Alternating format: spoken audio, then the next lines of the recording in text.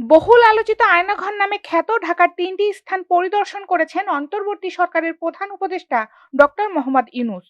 ১২ ফেব্রুয়ারি বুধবার সকালে রাজধানীর আগারগাঁও, কচুক্ষেত ও উত্তরার ৩টি আয়নাঘর পরিদর্শন করেন তিনি। প্রধান উপদেষ্টার উপপ্রেস সচিব আবুল কালাম আজাদ মজুমদার বিষয়টি নিশ্চিত করেছেন।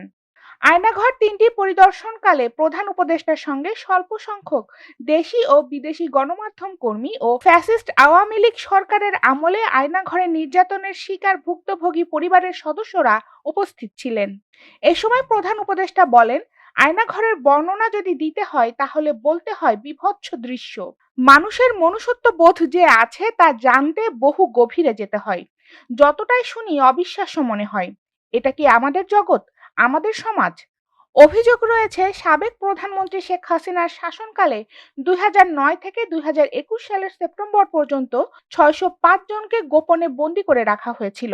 অন্য আরেকটি তথ্যে বলা হয়েছে ২০১৪ থেকে ২০১৯ সালের জুলাই পর্যন্ত বাংলাদেশে ৩৪৪ ব্যক্তি গুমের শিকার হয়েছেন। তাদের মধ্যে মৃত অবস্থায় পাওয়া যায় ৪০ জনকে, আর ৬৬ জনকে সরকারি হেফাজতে গ্রেফতার অবস্থায় পাওয়া গেছে।